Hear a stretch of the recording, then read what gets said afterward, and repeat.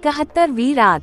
जब 71वीं रात हुई तो उसने कहा कि ऐ नेक बख्त बादशाह, काफिले ने 3 दिन तक हमा में ठहर कर कोच किया, यहाँ तक कि वो एक दूसरे शहर में पहुँचा। वहाँ भी 3 दिन आराम किया और वहाँ से रवाना होकर वो लोग दयार बकर पहुँचे और बगदाद की हुआ आने लगी और जब अलमकान को अपनी बहन नुज़हत उज़्ज़मा और माँ बाप और वतन याद आने लगे और ये भी कि वो अब किस तरह बगैर अपनी बहन के बाप के पास वापस जा रहा है। ये सोचकर वो रोने और आही भरने और शिकायत करने लगा। भट्टी वाले ने कहा कि हम हाजिब के खैमे के पास हैं, यहाँ रोना और आही भरना ठीक नहीं।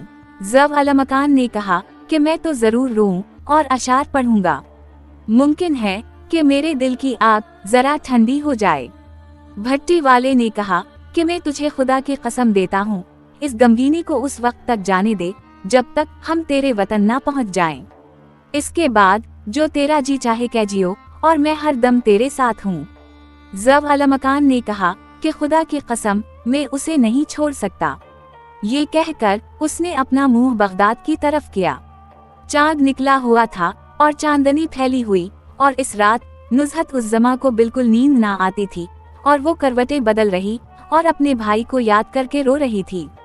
उसी हालत में उसने अपने भाई जब अलमकान को रोते हुए और अशार गाते हुए सुना। जब वो गा चुका तो उसने एक चीख मारी और बेहोश होकर गिर पड़ा।